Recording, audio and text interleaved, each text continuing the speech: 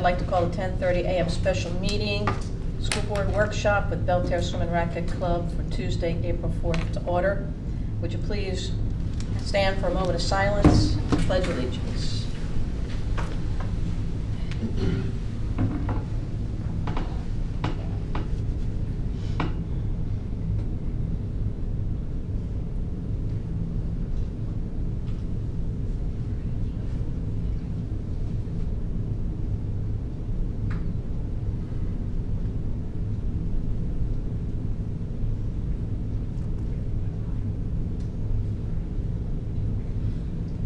Thank you. Pledge allegiance. I pledge allegiance to the flag of the United States of America and to the republic for which it stands, one nation, under God, indivisible, with liberty and justice for all. I believe we're not having the, are we having it? You have it? It's up to you. You'd like to know. You might as well. Okay. Let's have it. Oh, say can you see by the dawn's early light what so proudly we hailed at the twilight's last gleaming, whose broad stripes and bright stars through the perilous fight o'er the ramparts we watched were so gallantly streaming, and the rockets red the bombs bursting in air gave proof through the night that our flag was still there. Oh, say does that star-spangled banner yet wave o'er the land of the free and the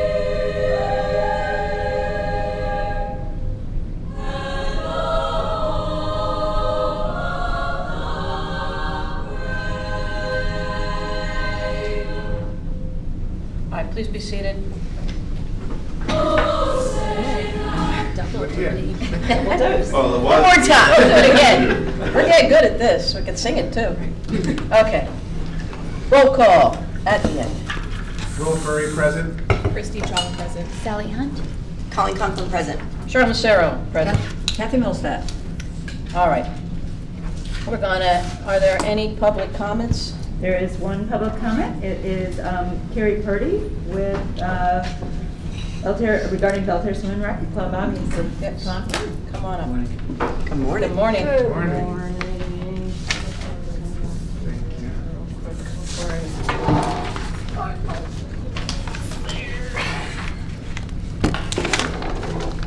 Thank you, ma'am. Thank you. I got long arm. Okay.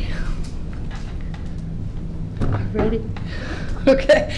My name is Carrie Purdy. I'm the high school Matanza swim coach and also owner and head coach of Fluid Flagler swim team that we utilize Belterre swim pool. We have close to 100 swimmers in the community and kids age grouped from 5 up until 18. It's also a feeder pool team for the high schools.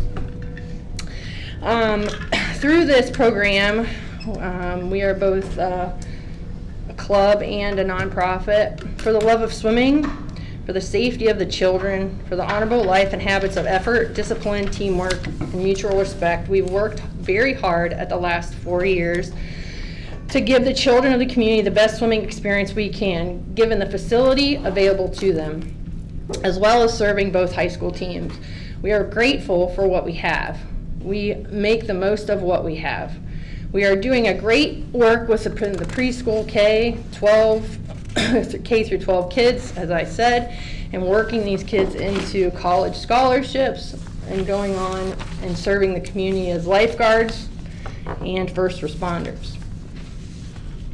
early on to return and inspire more of the youth in our sport. We have helped hundreds of Flagler County's youth as far as learning how to swim. We are the 6th leading state in drowning currently. Many good people have helped coach young children and build a program and a team. In the past, we've lost a number of dedicated swimmers looking for both training facilities and higher budget organizations, but our team is continuing to grow organically. We have a long-term vision for the swimming here, as does the leadership of Florida and our Flagler County schools. This morning, I expect you will hear from a group of community members to propose ways to which they would better run Belterre Swim and Racket Club. It takes an experienced skill set to successfully accomplish that. I believe they have greatly overestimated the ability to do so and underestimate the resources required for its success. I also ask that the methods they feel they will better serve. What are the methods that they will better serve the youth in this community by taking over? The dedication and focus of the facility being part of the school district rather than the city or the county. These are things that you guys can all accomplish without a specific group. We at Fluid believe that if being given an opportunity to help, we can support Belterre Swim and Racket Club through Flagler School District by finding additional opportunities to provide. What I've given you is the legislative state for the Learn to Swim program. Bringing kids into the pool, there are grants available to support the pool in teaching these kids how to swim. If they're liking more information, I would like to sit down and help you guys through this, because it will better support the kids in the community by the Learn to Swim programs. We have it. I think we should look into maybe making the pool go under K through 12 dollars, just like any other state or any other school that does have a pool.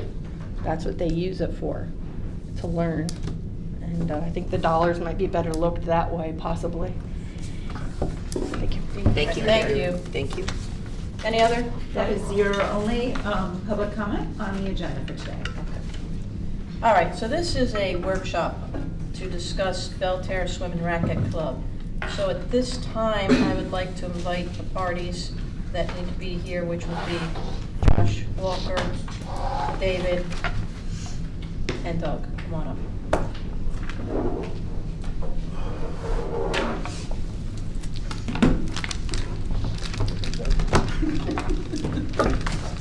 Okay. I'll wait.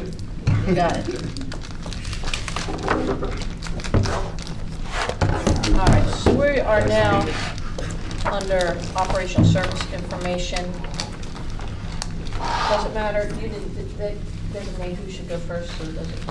If Mr. Courtney wants to go first, since he's our guest, and Board, if you could save any questions or comments until he's done, the district is done, and that way you guys can, after hearing everything, have a free-flowing discussion. Okay. Okay, so Mr. Courtney, you are on. Ta-da! For a background, for a lot of people that do not know me, that even though I've been around the community for quite a while, I got my doctorate in business management with an information systems technology specialty. My master's degree in business administration was with Xavier University in Cincinnati, Ohio. My business administration degree was from the University of Cincinnati. I have had 5 companies that I have run and owned over the years. I still currently am the president of one of them. When I'm part of those companies, I have not only had great budgets and everything, but I have also quite frequently contracted with school districts, because one of our processes was doing school bus transportation, handicap, and so on and so forth. I also contracted with other government agencies, and when I was working for the government, I did contracts with the private sector. My duty as city clerk of the city of Palm Coast was to make sure that we had all the proper procedures and everything in place. I also had all of the works that had to do with nonprofits and making the reports. I have done budgets basically on both sides of the situation, is what my background is. And having said all that, I went and looked at the prior budget that was presented to you in February, and obviously I have some disagreements with that budget. And I wanted to bring those up as I did so in a video recently online, which we tried to send a link to everyone here, and I wanted to briefly go over it a little bit here with you today. Then go over a couple of other things that we have, essential what we want to go and highlight for the whole situation. First and foremost, I want you to understand over the last 5 years, we've never, ever at Belterre had a loss of $170,000. Never, okay?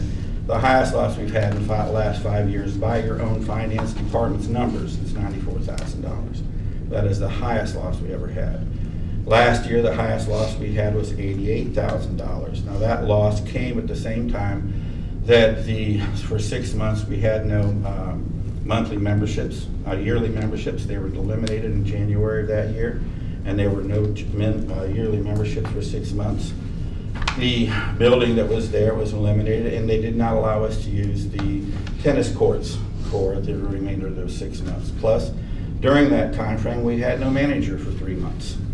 So we went from a loss of $36,000 the year before to $88,000 the next year, and I think you can understand why the loss of revenue, the additional costs and everything that came in at that point in time. Prior to that, our general average loss per year for the last 5 years has only been $69,000. That is what our general loss is. Now, going back to how budgets, and I'm going to give a brief thing here to make sure we are all on the same baseline, and I'm not overstepping anybody or going to pass them, if you will excuse the basic elementary thing on how to set up a budget so that I know that I'm talking all the same way. I apologize if this is something you know, but I do want to get over it. One of the things that we generally do when we create a budget is the first thing we do is we go to expenses. Not income, we go to expenses, because if you don't know what your expenses are, you don't know what kind of income you have to get. So the first thing we generally do when we create a budget is we go to expenses. Now, in the case of expenses, in a new company, you have to do a pro forma. What do we think the expenses are going to be? What we can do, and so on and so forth. In the case of an ongoing business, what we can do is we can look at the actual expenses and costs that were incurred, hopefully for the last 5 years, and that's what we try to do. Now, in the case of Belterre Swim and Racket Club, those actual costs and expenses are available. And thanks to, by the way, the finance department here at the Flagler County School District, they did give me those actual costs and expenses for the last 5 years that we could use to reiterate and create what we considered a proper budget for this current fiscal year with the 2022-2023 school year. So when we went through that, we went through the expenses first. Now what you'll see on the screen up there in front of you is a list of expenses. Now on the left-hand side, the first column in numbers are the expenses that were given by the administration at your last meeting in February of this year, February of 2022. Those are expenses that were given to you by the administration, Mr. Walker and Mr. Freeman. On the right-hand side of there, you will see the expenses that we have created based upon the information that we've had available to us, mostly from the finance department, and also from the information that was garnered and garnered through the other various informational outlets that we had. Now, I don't want to go on the labor costs right away or the benefits, but if you don't mind, I'd like to go down to the materials and supplies. One of the reasons I want to go down to materials and supplies is because, for the most part, materials and supplies are fixed costs. Yes, they're variables, okay? Things do change. We had an inflation of 9%. Things go up, things go down also. But for the most part, you have to have these costs regardless of what you do. And insurance bonding and everything like this, they put this at $1,500. Now you'll notice we put our insurance bonding at $3,219. Why, when we're trying to prove that costs are lower, would we have a higher bond? Well, the reason is that $3,219 is the actual average for the last 5 years for your insurance bond. That's what an average cost has been, $3,219. Now, if it is lower, we're more than willing to accept a lower expense, but the truth of the matter is that's what your cost is. You have travel out of county and travel in county. Now, you have $1,500 and $200 respectively, but for the last 5 years, the average has only been $46 and $22. You also have repair and maintenance. Now, we put repair and maintenance at $35.45, and that's what the cost was. They put it at $2,500. Once again, it's a little too high. Your copier maintenance agreements of $2,000. Your average has been $865. Your copy maintenance fees have been $200. We put it at $4,500. Postage has only been $45. Telephone data and communication, you put it at $2,200. Your average has been $687. Now your water, sewage, and garbage, they put at $22,000. Your average is $21,000. Now you put other purchase services at $32,000. The truth of the matter is your other purchase services is usually $17,000. Why did I put it at $32,000? Well, because at your last meeting in February, you had $20,000 set aside for basically what I assume was maintenance of the pool, and you had another whatever the difference, $12,000 set aside for maintenance and everything of the facility, some exercise equipment maintenance. We've never seen that before. But those numbers, we decided, since we didn't know anything about the difference, why they were and everything, we decided to leave them at 32 because they were actually delineated in your February situation. Your bottled gas, they put at $10,000. Now basically your bottled gas has been on average of $5,720 for the last 5 years. Electricity, they put at $30,000, we put it at $28,622, that's what it has been. Supplies is $97,000, as the average is $7,800. Other materials and supplies has only been you put it in $5,050, it has only been $772. Your dues and fees, you put at $1,500, we put at $1,500, although we have no idea what dues and fees are. We just put it in there, we have no access to it. When we put that down there, our cost for materials and services comes out to $105,895 as compared to your $120,540. Now, we're pretty close on that, truthfully, well over $15,000 less, but I just want you to be aware that the average cost over the last 5 years for material services is the average cost for the last 5 years has actually only been $95,698. That's all it's ever been. So your thing of $120,000 is about $25,000 to $30,000 high. Ours is about only $10,000 higher than it's always been. Now what I'd like to do is go back over to the next screen, which is the income, if you don't mind. The reason I go to income last is because, well, truthfully, we don't know, okay? Income, particularly in a place like this, is generated in a situation in a way that has to be done on consumers, and we have to sell the services. Nobody really knows what's going to come in the door. However, we do have some prior knowledge of what it is. Now, we basically divide this up into the annual projections based upon what exactly was given to us in February 2021 of this, 2023 of this year. And the annual insurance fees, based upon that was a doubling of what was given before, which comes up to $62,978. Your annual membership fees are $31,329. Your monthly fees are $9,260. Your daily fees, and so on and so forth. Now you would bring that in at $137,331. Now I caution you that this is not a linear business. This is a seasonal business. Fully 60% of all the income that we derive is driven in the last 6 months of the year.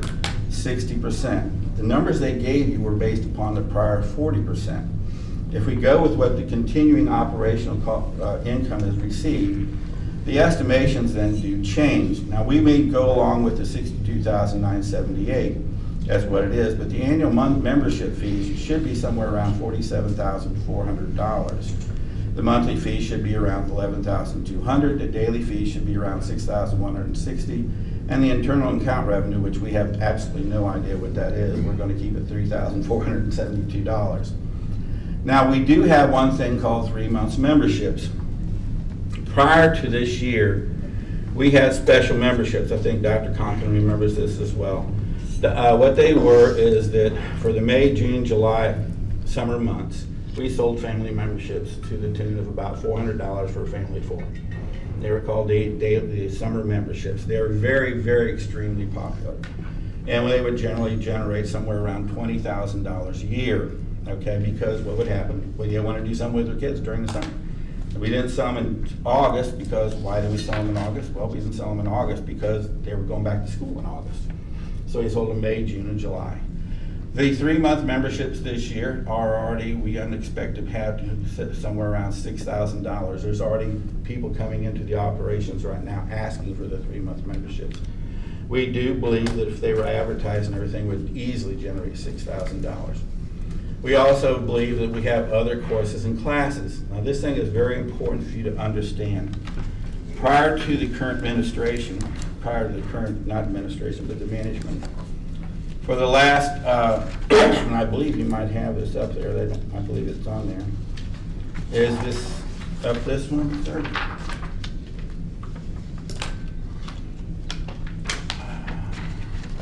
No? So I think it's the Project B23, P73. Project P10, right? I believe it Yeah, is. it's Project P73. What I'm pointing up there to you is that prior to this current management, what we had was line item number 3479, other courses and classes. You'll notice that that is a fee in 2018-2019 of $17,144. 2019-2020 was $49,000, and 2020-21 was actual $75,060. This line item has been totally eliminated. We have no idea why. What that number is all the extra classes and everything that are using the pool, gym, and extra facility for the extra things, not the least of which is fluid. Fluid generates somewhere around $44,000 or $45,000 a year. That was shown in 2018-2019 as $17,000 because they said there was a cost put to that, but that cost was put back in because we'd already been paying for it. So that fluid generation plus things like the adult swim, which provides about $450 every week, synchro bells and everything, generally adds to that number. Now, if you add that number back into the income projections, we generally have an income of other courses and classes we're putting in at $65,000. Those classes are still there. They are not classes that money was generated by the building that's gone. They're not money that's generated by anything else, or money that's generated because we have the swimming pool. There's money generated because we have the gym. Why they aren't there anymore, I have no idea. But those monies are there, and that income is coming in there. Now, if you put that income back in, and you put that in with other cash receipts, which we know the cash receipts are coming in at about $100 a week. We know it's actual cash. We know that it's coming through the situation. And actual cash at $5 a week, you're only talking about $20 a day. So it's $100 a week. It's about $5,000. Our general idea with the county contribution puts our total income should be somewhere around $232,210. If we go with that number, you will find that our loss this year is not $177,804. Our loss this year should be $56,250. Now, if we go back to the labor part, that we haven't covered yet on the fire and mounted, you will find that other support personnel is listed there at $80,067. We put it at $59,073. Why? We took out the custodians at $12,223. Also, personnel services, you have at $92,000. We have at $85,490. Why? Because as you will be able to find out, they cut the number of hours this last year, plus they did not increase the minimum wage until October 1st of this year, so you went along with $10 an hour prior to that. If you went on with the current cost of other personnel services and everything, and you took out the things, you will find that your actual cost projections for total labor this year should be $157,286. However, the total on benefits, we have at $25,000 as compared to $22,000. The reason is you'll find Social Security is at $404,892 as compared to $8,963. The reason for that is because we multiplied the total labor by minus the custodians, because that number was already taken out, by 0.062. That's what it comes up to. They only multiplied the number by $80,000 other support personnel by 0.0602, which is exactly what comes up to $4,892. So they're actually underreporting the amount of taxes you should be paying. Now, when we get there, you'll also understand that your other support personnel there actually includes two managers. You have a manager watching a manager. Now, we would disagree with the fact that we should have two managers at the pool, one watching the other manager. One is Mr. Walker right here. You're getting paid, we're getting him $20,000 a year, and the other one is Robin. We're hitting him $40,000 a year. Now, you may feel due to the district that we're required to have a manager watching a manager. But that's hitting us up with a $20,000 cost that we neither need nor want. Now, if the requirement is for the school district to have a manager watch a manager, we feel that that manager that is watching the manager should be put in another budgetary item inside the district funds, not attributed to Belterre. If we take that manager out of Belterre, we're going to drop this budgetary item down to about $36,000 loss. Considering that we did not have yearly memberships again until October of this year, we easily could have made that money up if we'd had somebody there that actually had those monetary benefits there. Now, they have also said that we have had a loss of $80,000 a year, that's what's going to cost no matter what. We disagree. The fact is the matter that they put a law for personnel under $80,000 loss is zero. There's no way you have a facility with the number of buildings you have over there and have zero employees taking care of that place. We generally feel that should be around about $20,000. You put that around about $20,000, you're going to find that your loss is about $100,000 a year. Considering that, and considering that generally average is $69,000, if your loss, whether we're there or not, is $100,000 a year, we're basically saving you $31,000 a year by having the facility open as it is. If you use our number here, get rid of the manager watching the manager, we're actually contributing somewhere in the neighborhood of about $70,000 towards the maintenance and control of the facility. Do we think we can do better? Yes. If you look at the final column over here, if we feel we were allowed to run the operation and generate the income we feel we can generate, we feel our total materials and supplies would be $228,000. We feel that our total revenue would be $454,000. We feel that we would have an income of $7,896,000, and that's including $100,000 set aside for what we call reserve fund for capital expenses, and also $20,000 for marketing. We also would believe that we can generate another merchandising, at least $3,000 a year in merchandising or more, which is not being utilized now. I believe my time is up, sir? Yes. More than so? Okay. And that's my initial information I want to provide you. Thank you very much for your time. Questions after the, Okay. yes, we're going to go into the, Josh, you're on, you've got 15 minutes. All right. Hey, Mike, if you could put up there. Good morning, Board, Chair Massaro, Superintendent Middlestat. I think you know everybody on the team here. In front of you, I put a binder which outlines this last fiscal year of briefings that we had with the Belterre Swim and Racket. It goes from July of 2022 through February of 2023, and we'll be referring to some of those during our part of the presentation. Next slide, please. Board, just as Superintendent Middlestat stated the other night in our annual report that our strategic plan is the cornerstone of our mission and vision. This is a reminder that our goal 5 of our strategic plan is operational efficiency, and this is to ensure that our resources are aligned with our strategic priorities. So I'll turn it over to Joshua, or correction to Miss Patty Warmack. Yes, thank you. Good morning, Chair, Board members, and Superintendent Middlestat. The first thing we're going to start with, if you could just go to the next slide. If you could pull up the document called District Revenue and Expenses, please. Patty, is this in the notebook? It is not. No. Okay. It's on So, Board Docs. just for clarification, I think we all know that our district financial, how we do these is governed by the Red Book, which is from DOE. So just for clarification, every object coding you see, every expense coding you see, it is dictated to us by DOE. The actual job descriptions is also dictated to us by DOE. It's not something that we come up with on our own. So in the Fund 162, which you see on this statement, there are 5 different projects. So the first project is 16210, as you can see at the top of this statement. This is specifically for Belterre Swim and Racket Club, just that entity. We also have 4 different projects in here as well. 16220, which is community education, which is the courses and classes that Mr. Courtney was referring to earlier. We also have 16230, which is motorcycle classes held at A1A. And we also have 16240, which is summer camp. And finally, 16250, which is Flagler Fluids. As you can see, this document here is only for the Swim and Racket Club, as I noted. So you would see all the membership fees and the contribution from the county. If you go to the second page, this is project 16250, which is Flagler Fluids.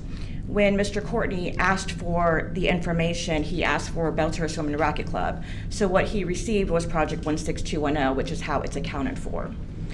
The other courses and fees that he mentioned is in fact Flagler Fluids. It is not the community education courses, as was stated. Like I mentioned, that is tracked in a separate project, which is 16220. So it's a whole separate project. I know it can get convoluted, but this is how we have to track it to make sure that everything stays in its own bucket. So here you will see Flagler Fluids, and as you can see, 18, 19, 19, 20, 20, 21. Wait, where's this, Patty? This is the second page of the district revenue and expenses document. So this is Flagler Fluids. They started in 1819, and as you can see, they took off 19, 20, 20, 21. We're making a good profit. A lot of their expenses were fees. They paid fees to varying agencies. And then in 21, 22 is, as you heard in public comment, when they split off into their own entity. This revenue is no longer district revenue. They go through the use of facilities to use the swim, to use the pool. So with that said, in the first slide that Mr. Courtney was discussing, where you would add back the $65,000 that he had added back in his presentation, that is Flagler Fluids. So since we don't get that revenue anymore, that's not an ongoing revenue stream. We would have to create some other program, such as Flagler Fluids, that was very successful during the past couple years. So that's Flagler Fluids. If you go to the next slide, this is a summary of the two different projects together, and just so you could see the quick summary of the past 5 years. As you can see, we have continued to take losses in each of the 5 years. I made a note there because in 2021, the loss doesn't look as small. 25,000, I mean, as large, sorry. 25,000 additional was received in that year from the ILA, which should have been in 1920. Overall, consistent losses in this program. If you want to go to the next slide, this is the internal accounts for Belterra Swim and Racket Club. This, Mike, can you go to the next one first? This is last year. As you remember, the Swim and Racket Club split out from under the FTC umbrella. They were currently under that full FTC group. So when we split out, their portion of the internal accounts, which they had previously accumulated, was then transferred to their own internal account. As you can see, that last column at June 30th, 2022, they had $12,802 as an ending balance. And if you scroll up one more slide, yes, thank you. You can see that balance was carried forward, and this is the activity thus far from for this fiscal year. Their current balance in their internal accounts is $10,100. Now, as a reminder, internal accounts cannot be used to pay employees in any way, stipends, supplements, payroll. It is simply for any kind of supplies, any kind of items needed for that program. So these are the three different buckets of the Belterra Swim and Racket umbrella, if you will. The internal accounts, as you know, is maintained at the actual Swim and Racket Club. It's not something that goes through the district. That is overseen by Joshua Walker, who oversees the Swim and Racket Club.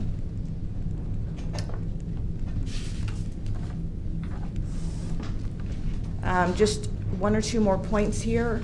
The revenue for the first half of last year, 21-22, was $68,000. The revenue for the second half of last year was $57,000. So the revenue actually was going down in the second half of the year, which is why, I know Mr. Courtney mentioned this, which is why we are using actual revenue to date to project what our revenue is going to be for the rest of the year. Typically, you might see the revenue increase as we get into the summer months. We have not seen that, specifically last year. So that is why when we are estimating revenue going forward in the budgets that Joshua Walker has shown, it is based on what we've actually taken in thus far. I'm going to hand this over to Mr. Freeman. Go back to the briefing, and then next slide, Mr. Walker. Alrighty. Board, now that you've heard from Dr. Courtney, Mr. Freeman, and Ms. Warmick, we've prepared some considerations for the board to look into in regards to the Belterra Swim and Racket Club moving forward. Board, as you look here, we are presenting 2 items for your consideration regarding moving forward with the Belterra Swim and Racket Club. The first item is a student-focused facility, and the second is a self-funded facility.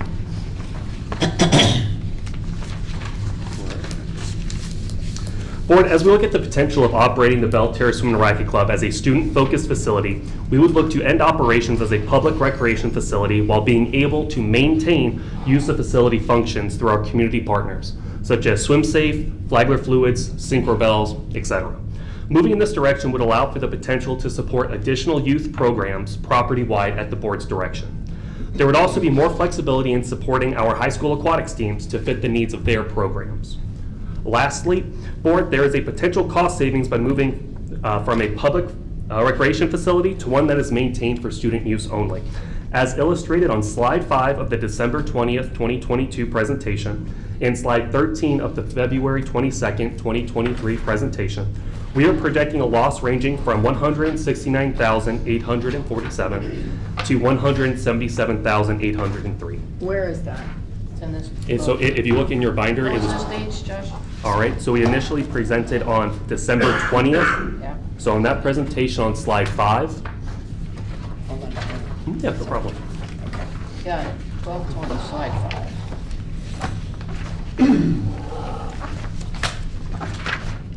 Okay. All right, that's where we projected an initial loss of $169,847.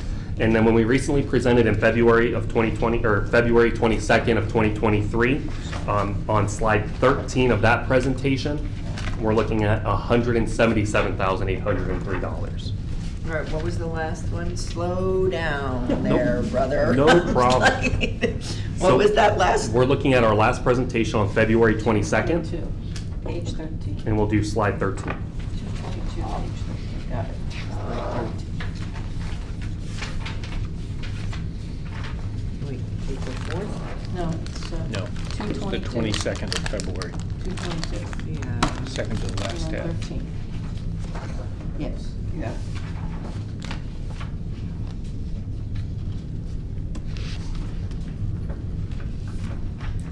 Thank you. No problem. Okay, now you Need to- we're good. No problem. We're a little slow. No, by all means, I'll take as much as I need to. So by maintaining the facility for pool only, it would cost approximately $81,425. That's shown on slide 16 of that presentation on February 22nd.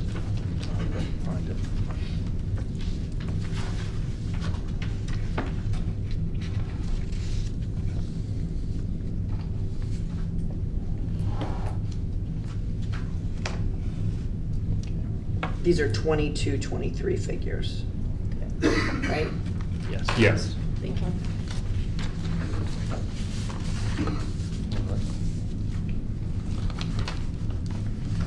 We'll go ahead to the next slide. Moving forward to a self-funded consideration, this is option number 2. The goal would be to break even on operational costs based on insurance/membership generated revenue. Based on the question originally asked during the December 20th, 2022 board workshop and further discussed during the February 22nd, 2023 workshop, as shown on slide 12. On that presentation, that's where we answered the question that was previously brought up at our previous board meeting.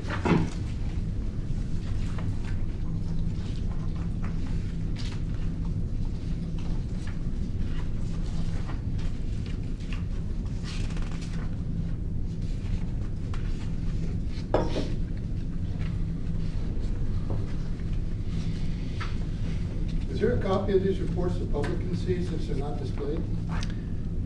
These reports were all in board documents. and Is there a from way that pre- I can see that? Yeah.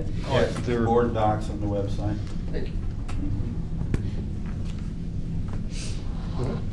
So we do have the ability to charge members and insurance members an additional fee to access the pool.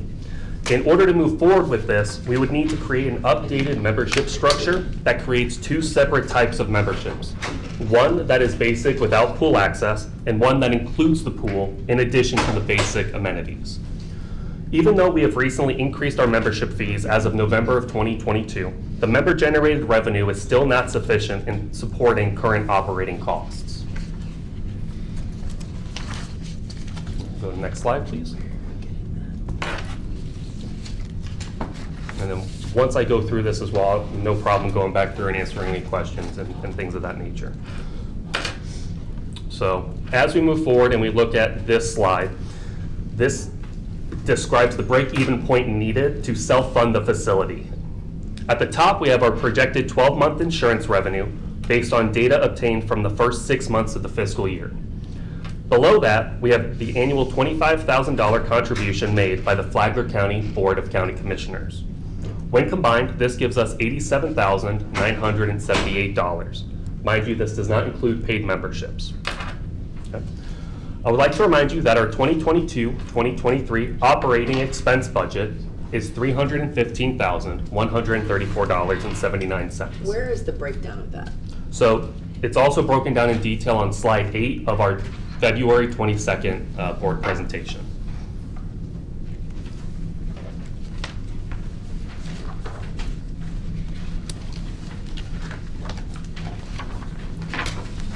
Yeah, but where's the detail? The 315. Yes. So on slide 8 of that presentation, it's broken down by by object code with additional details in there for what those go towards. Slide 8.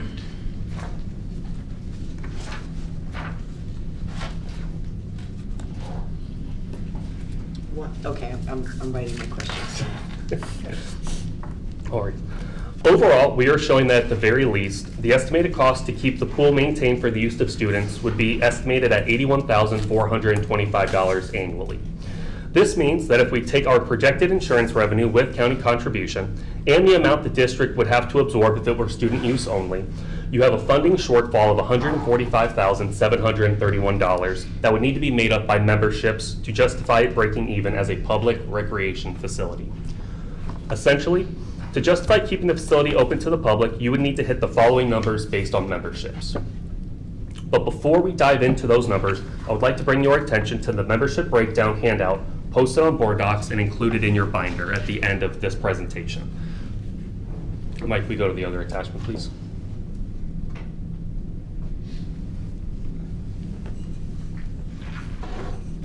So this is on board docs, and it's also included in your binders at the end of the April 4th, 2023 presentation. We have it up here and would like to just bring your attention to it. This breakdown shows a snapshot of the Belle Terre Swim Racket Club's membership as of March 30th of this year. At the time of that snapshot, we had 136 total memberships. Of those 136 memberships, roughly 50% were on an annual membership, which at full price is $300.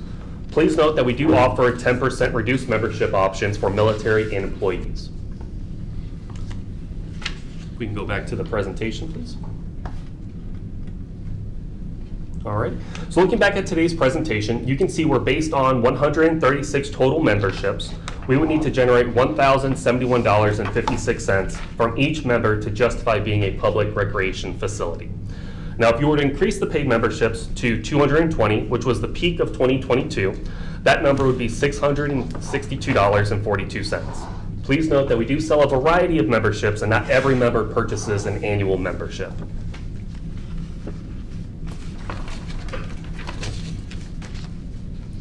Now, board, here's an example of what an updated membership structure could look like if we were to charge an additional fee for pool access.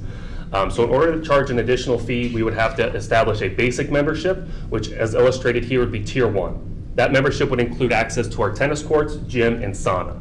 Now, Tier 2 would include the tennis courts, gym, and sauna, but you would also be paying to get access to the pool. Okay.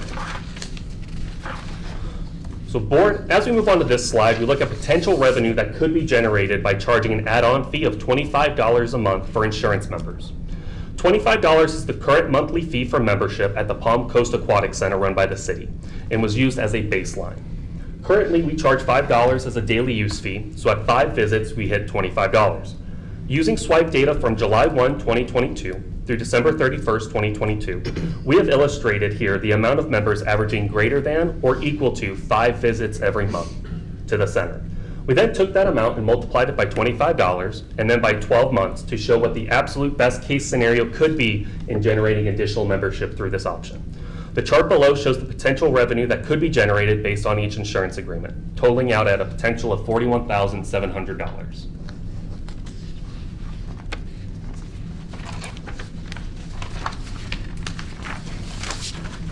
Fourth, this is an updated version of slide 8, which we presented today, showing the fiscal impact that accounts for the projected potential additional insurance revenue generated by charging a $25 monthly fee.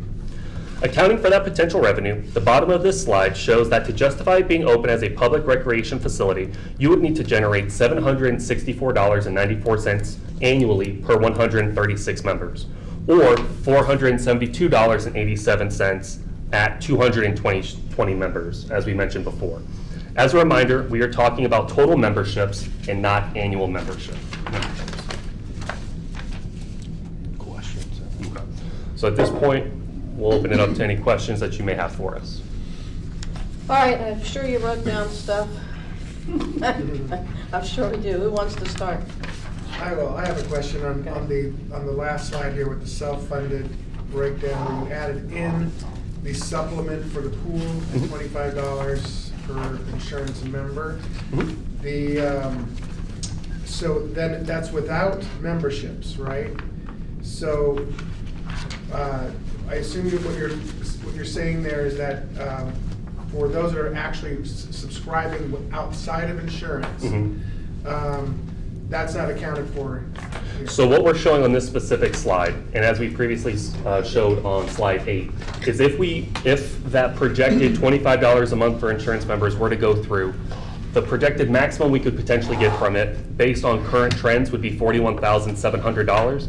When we combine that with our anticipated $25,000 from the county, our projected $62,978 from insurance revenue as it stands now, we take that number, we also add in the district loss absorbed if it were a student use only facility, which we've discussed being about $81,425. You took that amount and you minused it from the operating expense budget of $315,134. That leaves us with a funding gap of $104,000 that would need to be made up by memberships. And but right now through memberships, where are we at currently? So as we discussed at our February workshop, we're projected at getting about approximately $148,000 in total revenue. Let me pull up.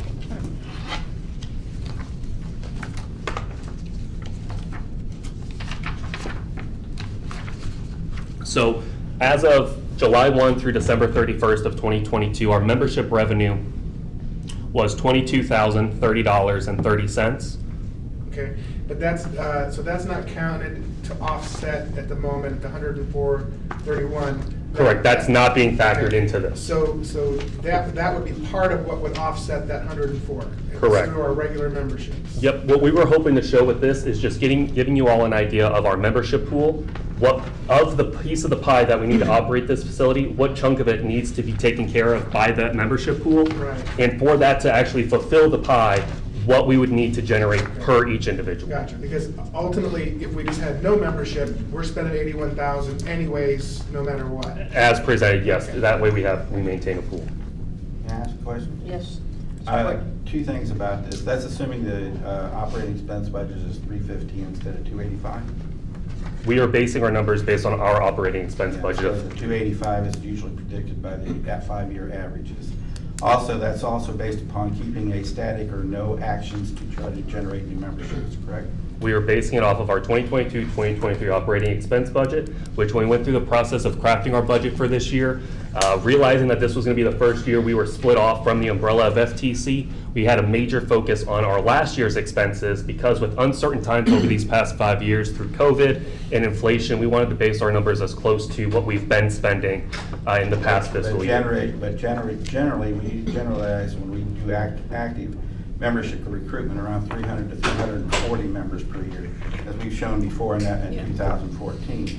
So generalize, if you actually did an actual active operation toward actually gaining memberships instead of static or no operation as you do right now, that number of 220 could easily rise to 340 to 350, correct?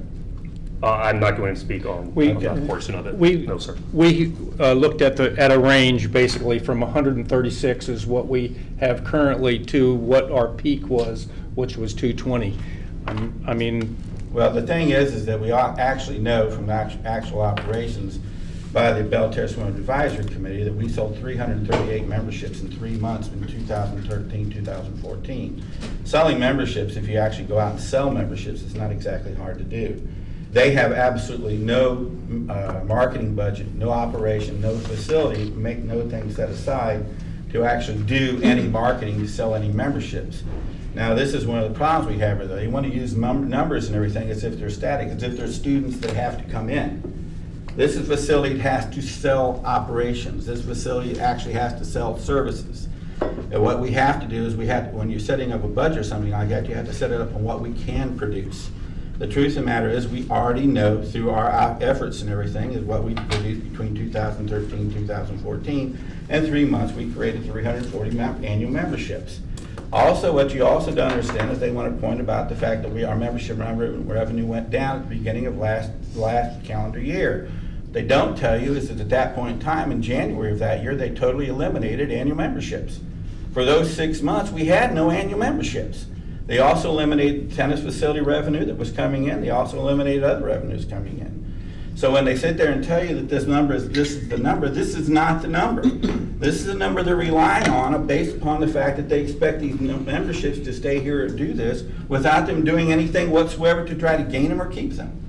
Okay. This is one of the points that we're trying to make. Now, also additionally, Ms. Warmack was very good about this. She said Fluid is still there. Fluid is still operating. But they have taken the money from Fluid and they have put it to facilities. Now, the reason they've done that is a requirement of accounting. I do not doubt that. But the fact of the matter is Fluid cannot be generated unless it was a Belle Terre swimming pool. May I? Okay, So, first, hold on. Thank you. Just for clarification for the board, because I believe Dr. Conklin was the only one here back in 13-14, that there is a huge membership drive by the advisory committee because of something that's similar of what we're going through now, talking about can we sustain this? We've had these conversations over the past several years. That year there was on the table a vote to shut it down because of the continued losses. We had audit comments, audit concerns. So there was a huge push. Yes, the memberships did increase quite substantially because we had a mark that we had to meet in order to keep it open. Since then, over the past several years, those memberships have fallen off, which brings us to where we are now. So just for clarification as to why that was a huge push back then. And it was a different time in 2013, 2014. We did not have the facilities that we have in the community at this time right now that are offering similar amenities, minus a pool, but at a lower cost. Can we give Carrie an opportunity to speak since we're giving Mr. Courtney also, and she runs Fluid? Did you want to add something? I was just stating, I was unaware that you still had that 10,000 in there from when we were associated, which I don't mind that you guys have it and want you to have it and use that for the facility. But the reason being that we are no longer budgeted with them is because Mr. Peacock made it that way. I know that you all had heard me come before you asking for assistance for this particular position. But Fluid operates when the pool is not even open. We work around the pool schedule. There's also the member, the building was taken away. That was used a lot for classes. Right now, I know FTI is using the pool, but they're not paying for that space. They have aerobics, they have their own swim lessons, they have, and they're not paying, as far as I know anyway, they're not using pool facility, or they're not paying for that use of facility at this time. Which is exactly the point I was trying to make. It's not only Fluid that we aren't getting credit for. We aren't getting credit for the adult swim. We aren't getting credit for synchro bells. There's so much more funding generated at the pool that the Belterra Swimming Racket Club doesn't get accounting for. May I clarify? Flagler Fluids is now considered an outside organization. They are no longer under Flagler Schools. So being an outside organization, they have the ability through a use facility agreement to utilize our facility, which they do. At a So, discounted rate. but that dropped the Yes. it would look like it went from 77,000. Yeah, exactly. down to At a almost discounted nothing. Should never have happened. But they're still using the facility. May I? What I mean by that is there's not money being taken in by the school districts that's not being shown. That money is not being taken in by the school districts because we do not operate the fluids. Now, whether or not we should or shouldn't be, I'm not going to speak to that, but as far as revenue streams being out there that aren't being accounted for, that's just not the I'm going to give the board members some history here because it's important. Okay, FTI at the time, which is now FTC, Flagler Technical College. Everything was under one umbrella. It was the umbrella of FTC, or FTI at the time. Renee, they were looking at ways to create revenue for the pool. Fluid was created for that reason, to create revenue, a revenue stream that would feed to help support the pool. There was conversation, the program had grown to such that there was a proposal to basically bring on a director of fluid, right, to oversee the program. That was denied. Because that was denied, Fluid then incorporated outside of FTC or FTI and was run then as an independent organization, and the cost structure flipped to a facility usage fee. Obviously, you can tell by my comments, I think that was a big mistake, but it happened. That is why you'll see that revenue side flip from a revenue that was moving in the right direction to help fund the pool to the use of facilities income that you see there then, which is nothing nearly compared to what membership Flagler was. Fluid a for-profit corporation or a nonprofit? Carrie, did you incorporate as a nonprofit or a for-profit? We have both organizations. How can you have both? So- How do you have both? Yeah, how do you have both? Right now, it's coach-owned for-profit. Okay. But we have a nonprofit Oh, two Connected groups. to it. connected to it. Gotcha. So We, yeah, all of our coaches, except for one, are all school employees. correct. So we can't, I don't know why both of those can't happen together. I mean, when obviously the pool isn't gonna be used in the middle of the day. I mean, unless we're running specific like swim lessons in the fall or spring, which I would love to talk to you guys about for kids. But I don't know why both of them can't work out. Well, I guess my biggest concern here is that, you know, when I look at the numbers there, it's just like we had this pot of money and then just kind of vanished overnight. My concern is, you know, okay, so did that happen because we're supporting another nonprofit that's elevating students in some way? But my concern is that basically those dollars went from staying in-house, went to a profitable business, which brought. It's not profitable, I can tell you that. Or. We break even. Yeah, no, I mean, I understand. I have to pay coaches, I have to pay. I think what's important, we gotta remember that we are having a board meeting and the public is invited to participate visually, and I think if we're gonna have too much, we're gonna have a hard time getting our conversation done if the public is speaking outside of turn.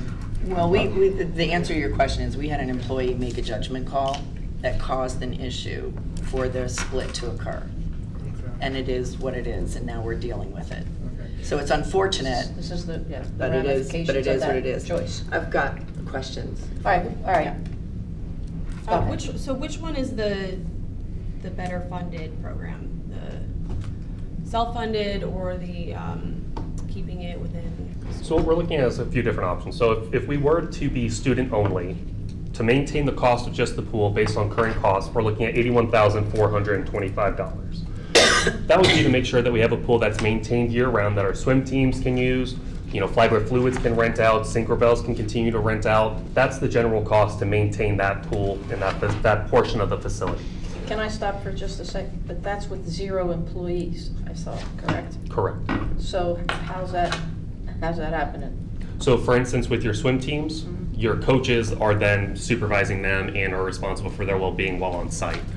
For instance, there's times where our swim teams do utilize that facility before hours or right up before, and they're the ones that are responsible for them. Yeah, that's the concern that I would have.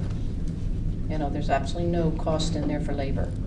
And that's something I think would be necessary of some type. But, okay, so go ahead, I'm sorry. May I just real quick? Yes, go Josh, ahead. speaking of, it seems odd to not have a person on site. You are currently in one of the trailers. I mean, would it be reasonable for you to office? So we do have a site on-site? manager on site. So Ms. Jensen is our site manager that's located at the Belle Terre Swim and Racket Club. You're And talking is that included now. in the 81,000? No, that personnel cost is not. That would be something we Would would. her salary still be needed because what I hear you saying is, there is this pool, and if we are just responsible at this point now for the maintenance of it, and the coaches are there, they're certified, we don't need to provide lifeguards. The swim teams are there, the coaches are certified, we don't need to provide lifeguards. But Chair Massar, I don't know if this is what you're saying, but arguably, do we need to have a Flagler Schools employee on site in business hours? And so my question is, could we take someone like yourself, who is officing at a trailer right now? Is there a reason why you couldn't office there?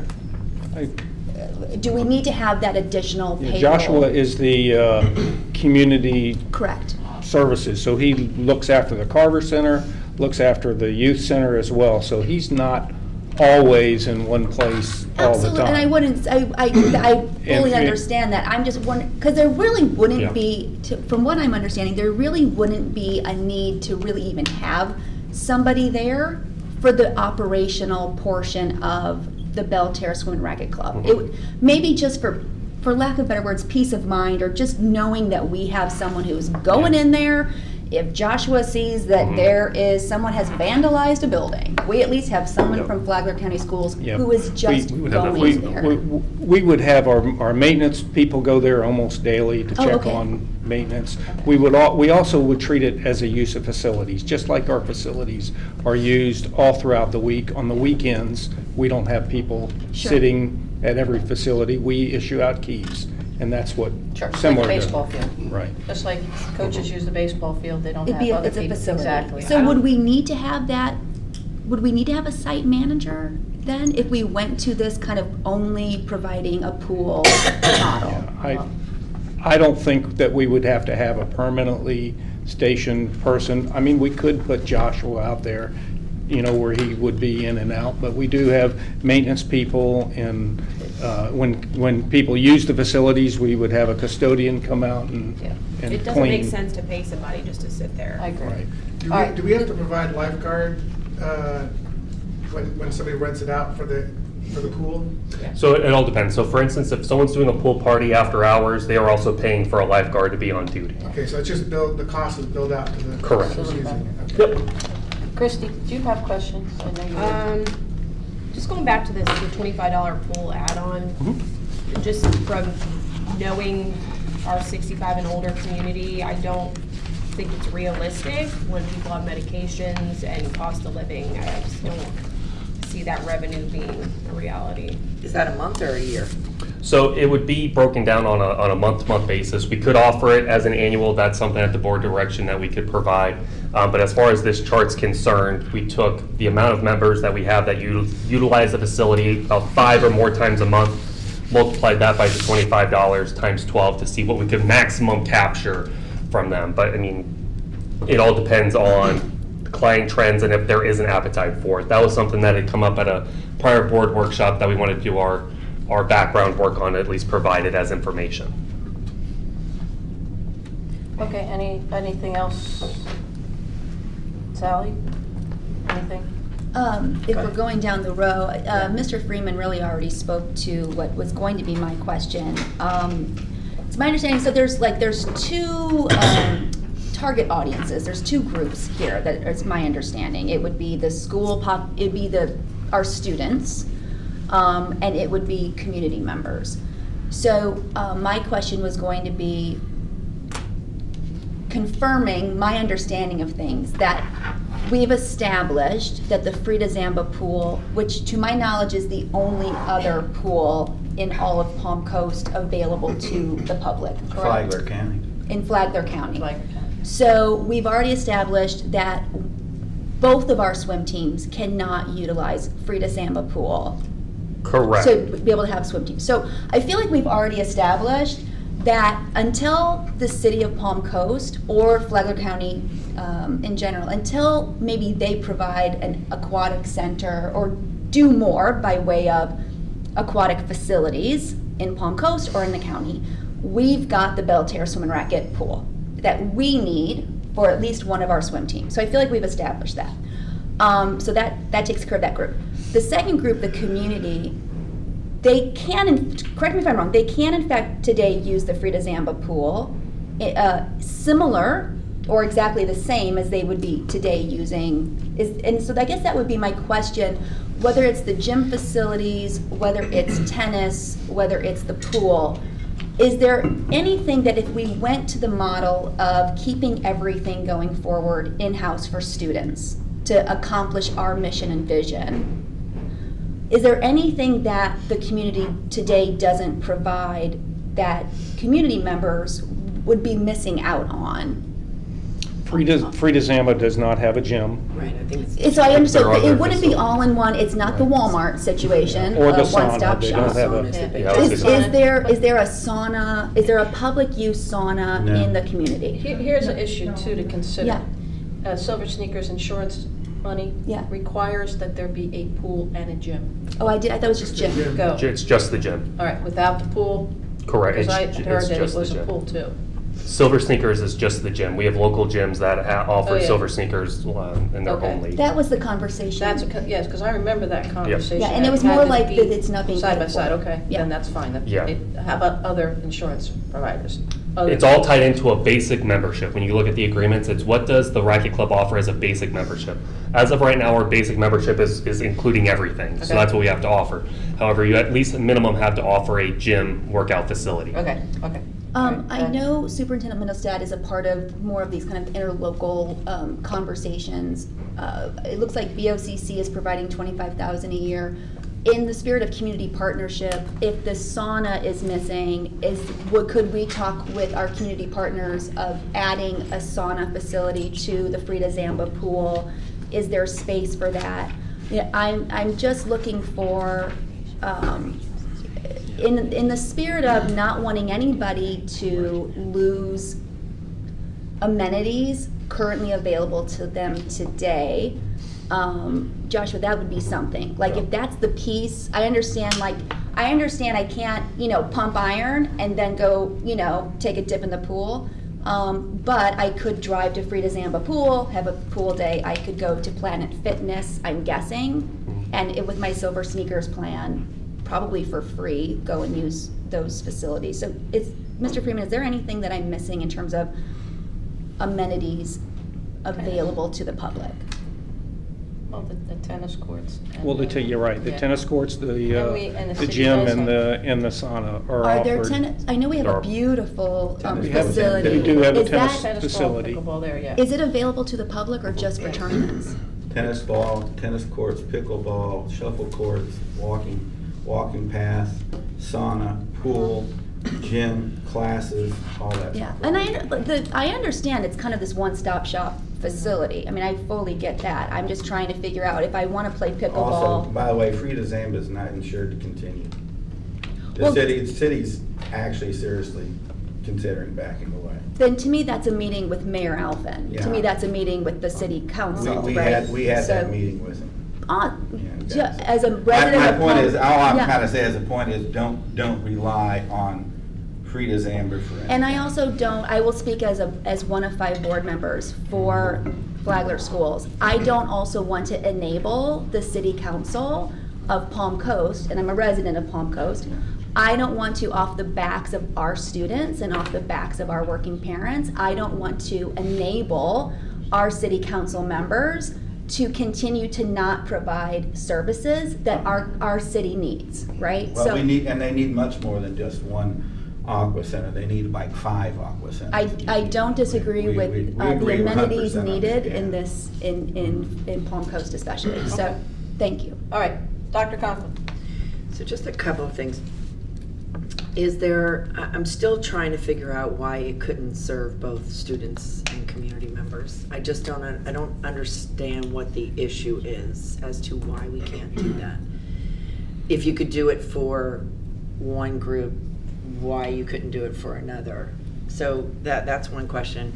The other question I had in regards to the operating budget of $315,000, that is exceptionally high compared to the last 3 years. You know, it was $184,000, then $200,000, then $227,000, and now we're talking about $315,000. I don't understand. I can't follow. So I will say this right now, I'm not prepared. There's a lot of information. I am not prepared to make any decision one way or the other after this, because I need time to go through all of this information. But I don't understand the logic of why the budget went up so high, and I can't find the specific details on that to pinpoint it.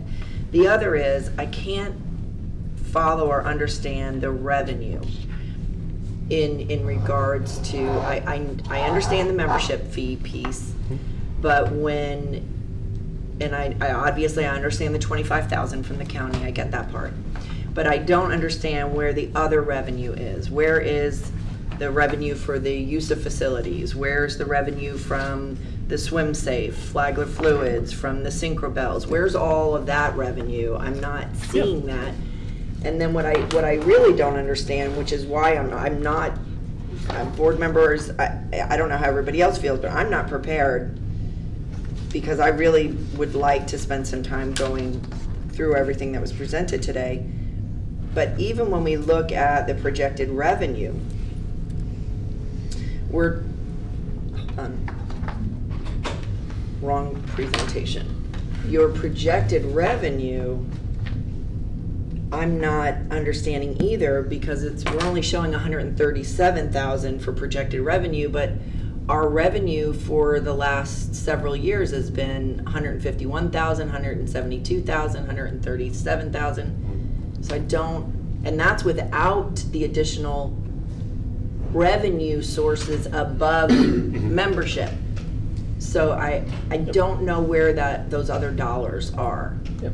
So as we presented back in February so the February 22nd board presentation on page 4, we have a breakdown of the revenues that we collected from July 1, 2022 through December 31st of 2022. So that's membership revenue collected to date, daily use revenue, our insurance revenue broken down, the $25,000 we anticipate getting at the end of this year for BOCC, and then internal revenue, it'd be whatever monies we get from Flagler Fluids, which under School Board Policy 320, they essentially pay a flat rate because it's an employee-led organization. That's the accounts that were in Synchro Bells, rent out the facility for their practices. It goes into our internal revenue. Swim Safe partners with Flagler Technical College, and they have use of the facility. We do not charge Flagler Technical College to use our pool. Okay, is there fees to taking those classes? Are there fees to take aerobics? Are there fees to take any of the FTC? Yes, so it's mixed. So Flagler Technical College offers a couple of water aerobics classes. Okay. There are fees associated with that in addition to silver sneakers. That's how they generate revenue. Okay, so where's that revenue? That money is collected by community education, and Flagler Technical College is the one staffing it, and all of their expenses come out of that portion. Okay, so there's no use of facilities, there's no revenue that's generated from those courses, but they're utilizing the facility. As it stands right now, that is correct. Okay, so that doesn't seem fair, correct? How would that not be an income? FTC and R, I'm kind of confused. I thought FTC was under our umbrella. It is. It is. So would that be? Why wouldn't the pool just run that? Adult community education programs have always been under the umbrella of Flagler Technical College. That's part of that post-secondary experience and one of the things, the mission of that particular entity of the school district does. So again, it goes back to we don't charge our high school teams to go in there and swim in the pool. Now, the revenue from that, you as a board can make a determination on if you want to change your structure to have FTC, if there even is a revenue, by the time they pay that aerobic coach, I don't know how much money is even left over, but if there is something that could impact the support of operational costs. Community education. You could, Yes. Okay. you could percentage that out, per se, So based on as, the class. sorry, Superintendent Stein. When I mentioned the different projects in this fund, community education is the second one. So that's what Joshua was just referring to. When Swim and Racket was broke out from the FTC umbrella, it was just the Swim and Racket Club. So the community education is another leg in this. It's Project 16220, and they operate at a loss every year. So this year, right now to date, they're operating at an $18,000 loss. Last year, their total loss for the year was $55,000. It's never been a money-making part, which is, the conversations with that is, you know, in order to run classes, you gotta be able to make sure that you're breaking even, instead of having an instructor you're paying for an hour of only 2 people taking it. So I think we've seen those losses for community education go down throughout the years as they try to manage it, but it has always operated in a loss. So point being, the reason for that point is, I know Mr. Courtney had mentioned that we're not seeing that revenue anywhere. It's not in the Swim and Racket Club. It is a separate project. If you combine them together, it's going to be even a bigger loss, which is why I believe the intent was to pull out the Swim and Racket Club to truly see what those operations are outside of community education, if that makes sense. Yeah, and I think what I'm saying anyway is not so much all of community ed, but if you have a program that is utilizing the facility, that you're looking at the revenue that is being generated at that facility for that. And that is going to community education, right? Correct. Yes. Okay. Okay. So what is the big difference in the 315, if you would? Absolutely. So in this process of being able to pull apart or pull away the Belle Terre Swim Ride Club from FTC, we are able to have a standalone budget where we're responsible for 100% of the costs. There might have been previous expenses that could have been carried to other different projects, as mentioned, whether it was 30% from community ed, just throwing it out there, paying for the pool or anything like that. But when we looked down and we evaluated it, the biggest cost jump we've seen is in personnel costs. We've gone from, over the course of the years, paying minimum wage from $8.65 to now we're paying $15 an hour, when the majority of our employees at that site are on minimum wage. I can't imagine that being $100,000 in expense. So what we're talking about, you know, last year the expenses were $227,000. The year before that, $200,000. The year before that, $184,000. That's a pretty significant jump in a short period of time. I'm just trying to make sure that we're looking at apples to apples. Absolutely. And when we looked at our as-needed staffing for this year, so if you look under 0750 for other personal services, what we did was we did a breakdown on what would it cost to have a gym attendant staff at that facility for every hour of operation. So is this actual or is this projected? This was our budget. This was projected or created back in July. Okay, so what's the actual expenses year to date? Patty has them.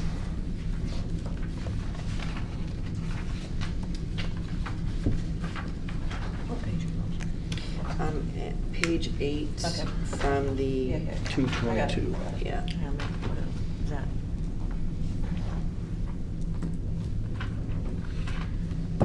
Is that? As of right now, it's $216,000. 216,000. Yes. So that expense budget is probably, we're not going to get to 315. Some of our utility costs, though, correct, we're still a little bit behind. Yeah, we're 2 months. So just for, thank you, just for clarification, that's as of today, the sewer, the water and the electricity is always at least 2 months in arrears for payment. So while the salary and benefits is up to date along with most of the others, the utility is 2 months in arrears. And just as Joshua mentioned, we were paying $865 for all of our as-needed people, which is the largest cost on here. It's that object 750. So that did increase to $15, which is 72%. So for a portion of last year, we were only paying $865. No, that makes sense. If I can just share, just so my fellow board members know where my mind always is I also factor in opportunity cost when I evaluate anything. And so as I'm sitting here with Mr. Freeman, and I've talked recently with 2 principals who really want to get more fencing on their campus, and that falls under your bucket, right? You're sitting here today. There's an opportunity cost in you being here today discussing this versus something about one of our campus, our other campuses and those facilities. I think about, Patty sitting here today and all of the things that we need to do getting ready for the next budget. I think about our superintendent sitting here. I think about the board members sitting here. Christy brought up at a previous, I think, workshop that, hey, we heard from a teacher with FTC who said we can't get teachers because we're not getting paid. Where's our workshop on discussing salaries for FTC? So there's an opportunity cost. The board has a finite amount of time where we can meet in working session. Our district team have a finite amount of time to get all the work done that needs to be done. So I just wanted to share that with you guys, that when I'm factoring all of this, that is a cost that is maybe not on a paper somewhere, but that is, to me, something that needs to be considered in this discussion. All right, thank you. You done? Yes, sorry. Okay. All right, I've got a couple things, just a couple things. Membership's obviously pivotal to income, which we all agree on. All right. The 3-month pass we haven't had for a while, which I think is really pivotal to families in the summer. Families that don't have pools. They're going to want to be there, that's for sure. I believe that's going to be an income generating piece of this that's going to help. All right. The biggest part about it, though, is the getting that advertising done. We haven't advertised. When I first started here, it was under FTI, and everything was advertised when Flagler Technical Institute sent out their flyers to every home in Flagler County. I love that little book. I remember it well. I do. It has every class listed, and had all the activities that Belterra Swim Racket Club I listed. love that thing. Yeah, I know, and we haven't had that for a very long. We haven't had that for a very long. I don't know if any of you even remember that, but the point is, that's advertising. And it's cheap advertising because it's helping get the programs built also now with FTC. But needless to say, that advertising generated a lot more interest and involvement in the swim classes and the teams and everything that was going on at Belterra. We don't do anything. We really, no, I understand that. We need to, either way, because that's what builds memberships. People need to know about it. I'm sure there's half the people in Flagler County don't even know that property exists. It's not the easiest one to find, unless you know it's there. Okay, that's number one. The one other thing that really has me still concerned, and it's been the concern for this facility for 10 years or more, and not one person has talked about it, is maintenance and upkeep of the facility. It's an old facility. Yes, the pool has, I believe, at least 10 years on its new base, which is good. That's good. All right. But then you just got to start looking at other pieces of that, which is going to be the sauna is under constant repair, not how much life is left in that. The gym is awesome because we just got all of the facilities from Fitness One when they closed their doors. I mean, it's probably one of the best gyms in our county for people to use. And it's not the big productive industry like we have at the other gyms in our area. All right. The tennis courts are okay. We have one that needs major work. It needs to be resurfaced, basically broken down. Yep, and we have pickleball. We have pickleball, right? So I mean, that is a definite growing thing. So we have a big slab out there that could utilize a facility, for classes or what. I mean, there's a lot of potential growth. It's 11 acres. There's 11 acres that could be developed, but it does need major facility improvements for safety. I mean, the parking lot has to be at least half done because what we have now is Not the best, it's working, but I don't think liability-wise it's the best. So we have to consider things like that. Does it have a potential? Absolutely. I mean, I'm not ready to give up on it. I like the idea, actually I like both ideas for different reasons.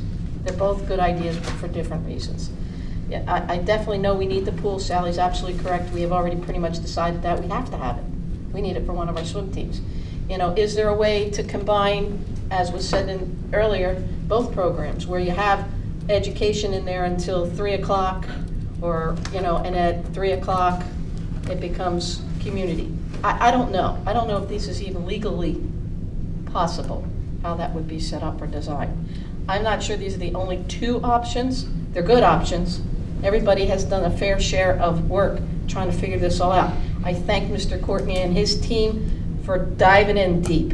You know, I know, Josh, you've been doing the same thing from a different perspective, and I appreciate all the team's work. It's not easy. Again, it's a 10-plus year issue. How to come to a quick response, I don't know. Dr. Congo said she's not ready to make any decisions. I don't know where everybody else stands, but it's not easy. We could make money. They could make money. It's possible. Now that COVID is behind us, I would imagine you're going to see your numbers going up, especially with the new build that's being around the entire area. People are going to start looking for things to do, especially with their kids in the summer. So that 3-month pass is huge. Is huge. You know, and you could do camps there. You could do. There's lots of ways to make money, but we have to market. We have to market. And if we don't market, then you should just make it a school. Right. Go ahead. I have one more question. What is the add back district loss absorbed if student use only? So in order to present a fair amount and a fair number, and I believe Dr. Courtney touched on it as well in his presentation, to give you an idea on if we were jointly accepting the fact that it costs $81,425 to at least maintain the pool for our swim students, then we know for the most part, no matter what decision, that's what's going to happen at least to maintain that pool. So in order to provide a fair number on what is needed to break even, understanding that we're accepting that $81,000 to at least maintain operations, because we wouldn't just leave our swim teams without a place to swim, that provides a fair amount to understand that if we wanted to break even, you take that amount out of that calculation. Josh and I both agree on this, by the way. The minimum amount is $81,000. I feel there's another $20,000 that should be added for personnel costs, because I just don't see how you can leave a facility vacant for a year without anybody maintaining it somewhere or another. I think your cost is more like about $102,000 just to keep it for the school facility and do nothing else. It's going to cost you $102,000. The point I guess we're getting at, you know, that's just a discussion about $20,000, which I'm willing to concede the $80,000 if that's what that gets things along, you know. But I just don't see how you can do it without the extra 20. But the point is that any loss above $80,000 is a loss to the school district that you don't have to absorb. Okay, that's basic. I think what we're saying, isn't that correct? That's fair. Yeah, basically that you're going to cost $80,000. If you take the public out of it right now, it's going to cost you $80,000 a year to operate the facility, no matter what. So any cost that we can overcome to reduce that $80,000 is a benefit to the board. It's a benefit to the taxpayers. It's a benefit to you, me, where everybody else. Anything above that, you know, is an extra cost to the board. The board doesn't have to absorb.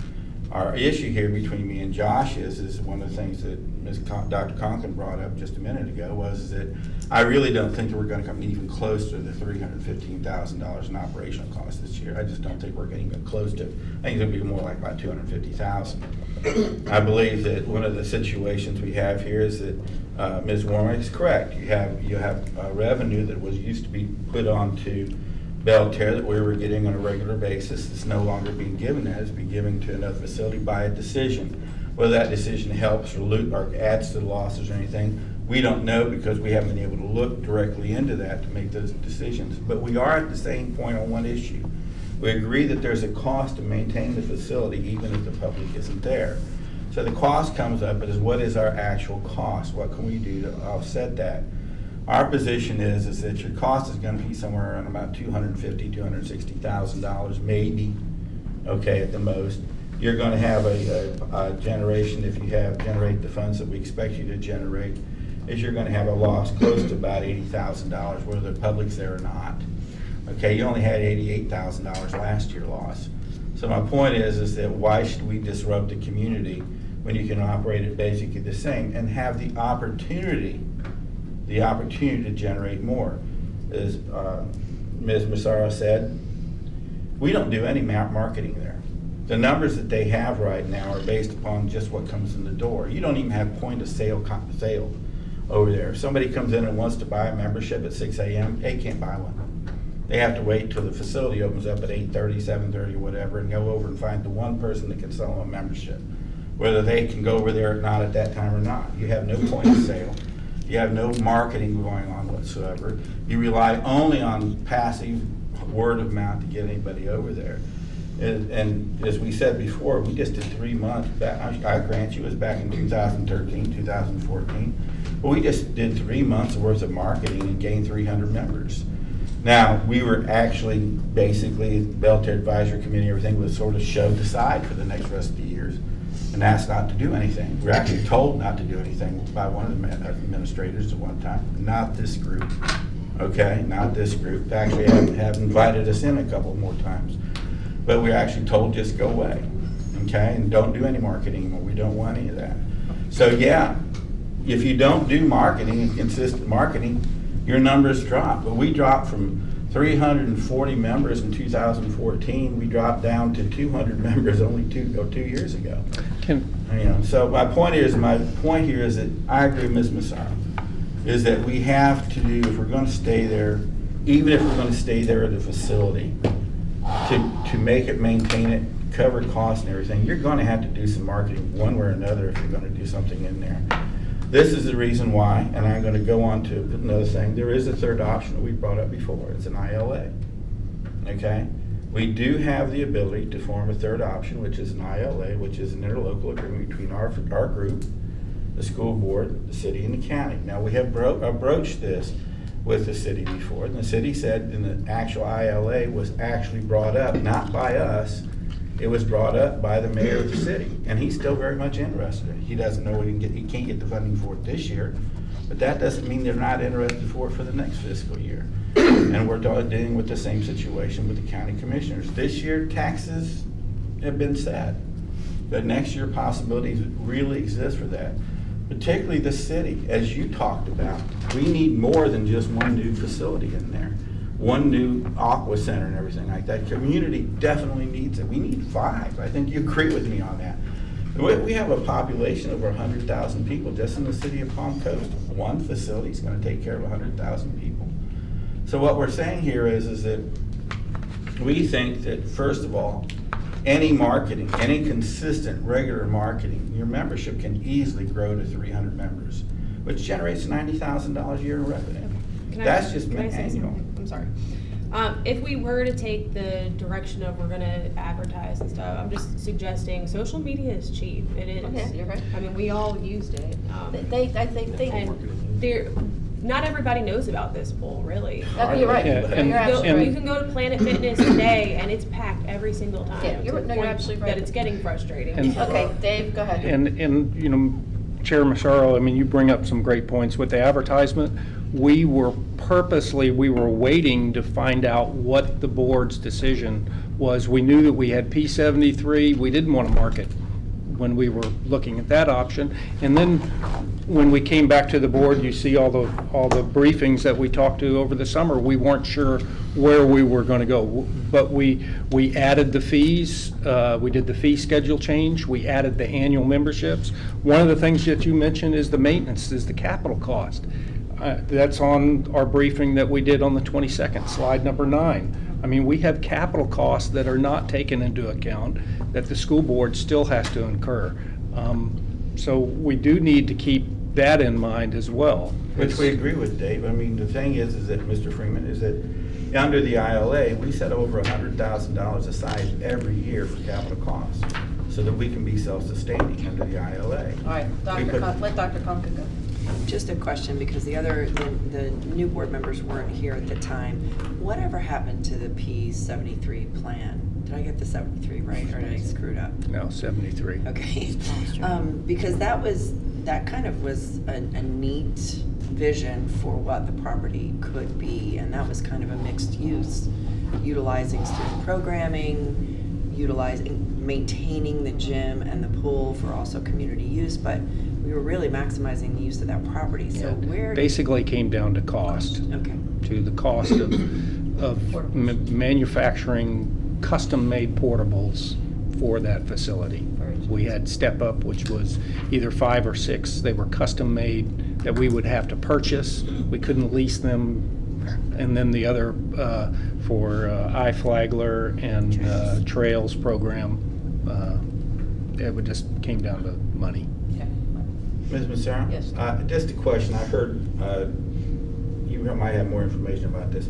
I understand the Boys and Girls Club had about $450,000 set aside as a grant to buy a modular building, and they were curious about being able to put it on the building site that we no longer have a building at. Right. And that if they did that, the Boys and Girls Clubs would then basically utilize the facility from about 3 to 7 p.m. and that would be available for our classes to generate more revenue for the community before that from 6 to 3 p.m. Correct. Is that what we're talking I'm about? not aware that they have money for that. Yeah, they had money. They came to us with money. Yeah. They did. So basically, we could get a They new still building might. for. I mean, for they're no- desperate to open a second facility here in Flagler County, which is greatly needed. And they might not even need to use that slab. They could actually catch on the beginning as you come in, part of the 11 acres, or over where the parking lot is a mess. Pull that apart. Or the so gym. we have the. Yeah, well, I think the gym's still revenue generating. Yeah. So I would hate to lose that, but they could use the space. But we got a lot of. There's options, there's options. There's a lot of options. YMCA has lots of money. Yeah, there's Yeah. options, there's options. So what we're saying is that, you know, with something like an ILA, which we're talking about, or I'm talking about, nobody else is. Yeah. An ILA allows us to generate that. We get a brand new building basically for nothing. Yep. And we open it up more to kids and everything, so we can have it available. And it also allows us to add classes for seniors and so on and so forth over there. So we can move in that direction and get things done. That's one of the grant programs. That's why moving with an ILA with a 501c3, which is we are, allows us to get those grants. And for instance, when we did a study on the replacing the locker room facility, because you were talking about capital costs, I briefly had a discussion about this with the building department of the city of Palm Coast because I wanted to know what the cost would be. He said that the demolition and replacement of that facility would generate about $650,000 at today's current per square foot cost. And he said, you know, that's without looking at it, that's just basing on per square foot cost and everything. And that's adding an extra 500 square feet to it. Now, I did a quick study with Congressman Renner's office, State Representative Renner's office, and there is ADA funds available for that. If we're willing to put in more curbless showers and more availability and everything like that, there's a generous amount of funds that we might be able to get a public-private partnership to offset some of those capital costs, which is what allows us to ILA. Of course, you can understand creating a place in the public that will allow for, you know, handicap accessibility and so on and so forth would be a huge benefit in there. And plus, being able to get a facility replaced for a minimal amount of cost would normally be even better, which is what the ILA allows us to do. Chair Massaro? Okay. Yes. Yeah. Share something. I just want to remind, you know, that the intent of this meeting was to finally stop kicking the can down the road. And I understand some of us may not be prepared today, but some of us may. So I think if we're done with questions or conversations, maybe we should now convene to share our ideas and see where we might. See if we can formulate a consensus here or I think what we would need to do is have a motion. It's a workshop. It's a workshop, so no motions can be made, but Okay. you can discuss Discuss whether or not, so in other words, do you guys have enough information to formulate a consensus of whether or not you would like to take action at a future meeting, one way or the other? All right, well then I'm going to dismiss our group here, but thank you very much Thank for you, everything that everybody, you've for all provided your us. You've certainly given us insight, and I Thank you for the appreciate opportunity. We've been all wanting to say work. these things for quite some time. That's great, and I appreciate everybody. And thank you for the notebook. Yes. Thank you all. Okay, thank you. Agreement. Dr. Courtney. Thank you. Have a good Thank you, day. Dr. Courtney. All right, it is 10 after 12.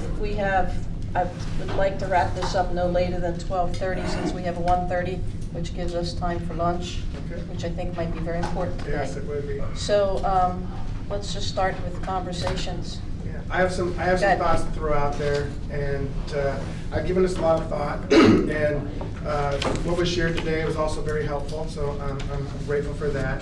I first just want to address the community that came today to speak, and really appreciate your input. And I want to just kind of, when I was talking about Flagler Food and identifying the fact that we lost that revenue, I just want that to know that I'm not trying to vilify that organization. I think it's great what they're doing. I just want to make sure, because you know, here's our dilemma: is that we are a government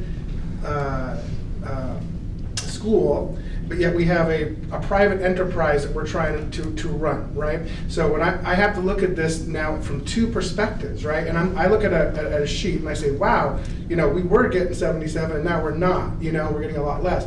So from a business side, I say that doesn't look great, and now we've got this big hole. How do we fill it, right? And then, but at the same time, I love these programs and I want more of them, and I want more access for our kids to have aquatic sports. I think aquatic sports are wonderful, and I agree with Ms. Hunt, as she said earlier, that we do need to have a pool for our students if there isn't an alternative. So I think we all seem to kind of perked up on that. So, but I at least where I stand, I think that's necessary that we keep this pool open.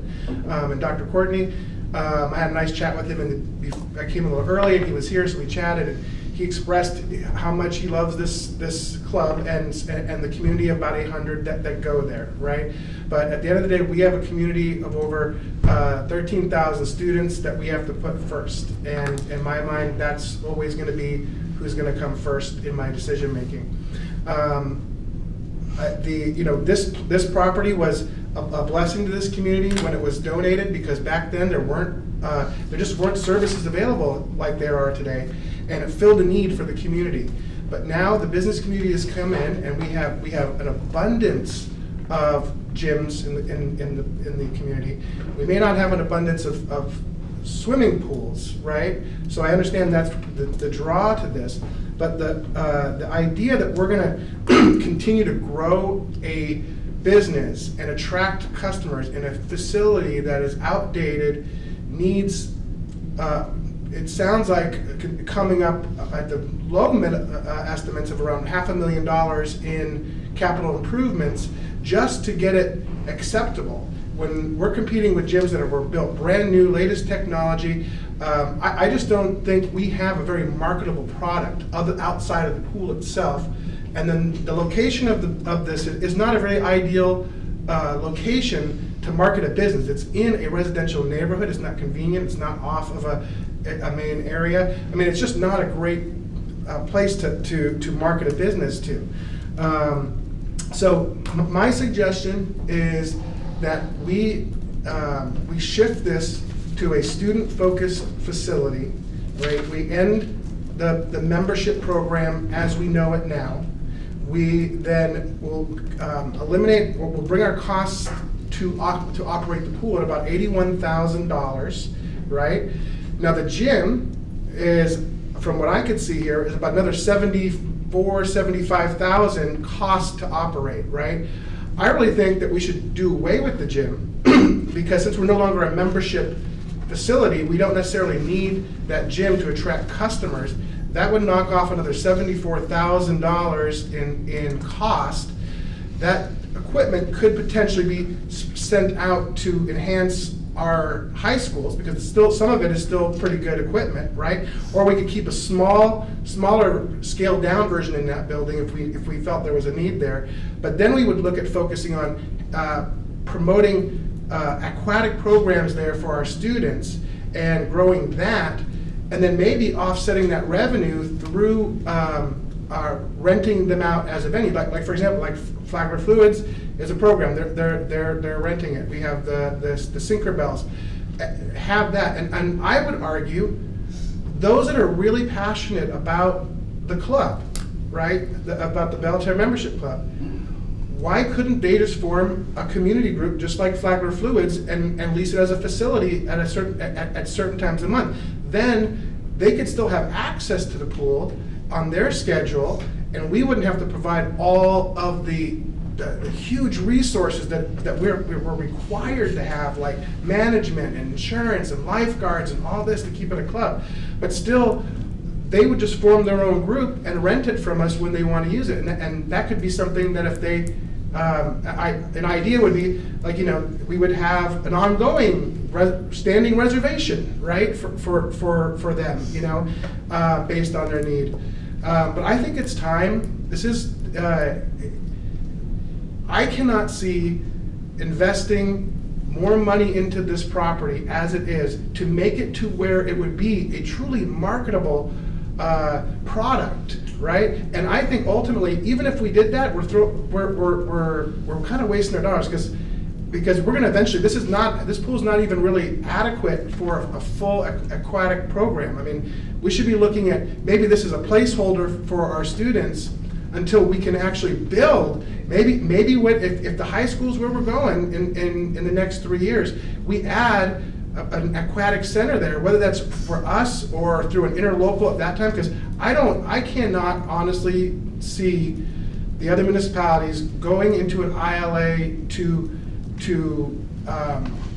pour dollars into this old facility. It's a Band-Aid. And so that is my recommendation. So if we could get consensus, I would say that we move to vote to make this transition, to make this into a student-focused facility, right? Make it available to the public through facility rental, right? So it's still accessible. We're still keeping it open. It's just going to look a little bit different, right? And it could actually be a lot less to those people from a membership. We're charging a membership to support this big organization where they may be able to create a community organization themselves and pool their money together and rent this out at a much lower cost to them. So there's a potential solution for them to still have access. So that's where my thinking is and where this should go. But I do still believe we should keep the pool and not close it. So, let's go down. I want to be realistic, and I'm kind of with Mr. Furry on that. We need to keep it student focused. I mean, I wish I could say let's give it a year and try to turn the ship around, but I feel like that's been going on for a while, and it's old. But yes, and the reason all of us are here is for the students, and that is our first priority. So, I mean, I would say I would go in the direction of student-focused facility. So, yeah, I mean, at this point, I know there's sunshine laws, and so I'm still kind of working through how we work together as a board. I mean, I would love to have a work session at the Belterra Swim and Racket Club, where we could go and actually together look at the tennis courts to see, should these be repaired or should this just be should it just be dismantled? I'll tell you this, I've toured the facility recently, and it's not in great shape. And not as a whole. I mean, the building where the gym is, that's actually a very good building, and I actually think that could be a very marketable one to lease for events, things like that. Recently, I've heard in other municipalities saying that we're lacking that type of space in the community for rental for those that need to hold events. But we could end up using that as another facility for within the school. I mean, we could find use for that, whether it's offices or whether it's maybe it's an alternative school site. I mean, I don't know. I'm just throwing all kinds of possible ideas out there, right? But yeah, it's really, the locker rooms are out of date. And it's not that it can't work. It's just not a marketable thing to sell. It's just, it's not a very pleasant. It's a lot of money. It's a lot of money.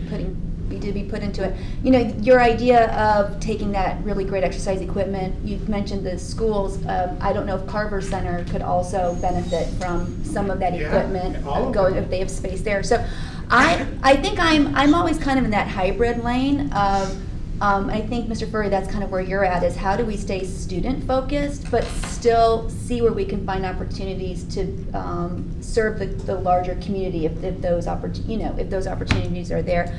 But yes, I think there still is additional discussion needed. But as far as where do we stand with a vote, I will always focus on our vision and mission. And it has to make sense for our students, and it has to make sense for our working parents. That's something that didn't come up today. Again, what is potentially an impact to extended day. Could we get? Would you be interested? Would you give consensus to saying, hey, let's say, hey, we want to go student focused, right? And Could we listen to everybody before we do that? Yeah. Yes, absolutely. Yes. That would be fair, right? Yeah, Okay. I'm sorry. All right. It's okay. Go ahead. You done? Sure. Yes. So the only thing I would say, in light of really spending additional time going over Doug's presentation and what we've shared, is I've watched over the years these numbers look like a lot of different things. And each time we have this conversation, it always looks like our expenses are way more than what we historically have dealt with. And then at the end of the year, the loss is never as much as we first, everybody panicked, hair on fire, thought it was going to be. With that being said, I believe that there is the opportunity to have a student and community focus. Yes, we are absolutely student focused, but taxpayers, who this was gifted from to our organization, our taxpayers support our schools in everything that they do in regards to the half penny, their own property taxes. There's no reason why the intent of this gift was to benefit all, that we cannot figure out how it can benefit all. We just heard that intentionally it was not marketed for the last year. We just heard that it was not intentionally it was intentionally not marketed because they were waiting for more of a direction. You've got a summer membership that will blow up every single year because there are a lot of families that don't have access to a pool. And it's a great deal for 3 months over the summer to be able to do that. I would say, Mr. Furry, you mentioned about it being run as a business. It's not a business. It's a community asset for public use. And so with that in mind, not doing the marketing, and regardless of what we do, you guys, we're gonna have to maintain that pool. Even if we use it for just student use, we have to maintain it. And so I agree that is about the aquatic center. That's been a conversation that is, we've been having that conversation for a long, not we, I'm talking about the community's been having the conversation of the need for an aquatic center for a very long time. And I like, Sally, what you were talking about not continuing to enable other municipalities and governmental entities from putting the pressure on to say, we need, as a community, the county needs an aquatic center. And possibly when we go to look to build the new high school, maybe that is the perfect piece for really having an inclusive conversation about an aquatic center with the county and the cities and everybody else, because it would be a community benefit, a community use. But I would say until we have that, that's far off, right? Maybe 3-5 years. But it's not tomorrow, is my point. We're gonna have to maintain the pool anyway. I would recommend if we consider, because we've never done this, as we've been having these conversations, the community is the one who marketed it. Last time when we had that big push, if we got behind it and marketed it for mixed use, for student and community use, and truly gave it an effort to see where it probably would break even, if not more than. So when I say I'm not ready to make a decision, I'm not ready to make a decision to say shut it down, right, to end it, to make it only available for students, because I understand the benefit it has to the community. I know all of you do, the health benefits and all the rest of it. The facility, like the gym area, we've done a bunch of improvements on the pool over the last couple of years, but we're gonna have to maintain no matter what we do. That cost is not gonna go away. So to me, trying to come up with a plan that is student and community centered is a win-win. I don't, that's it.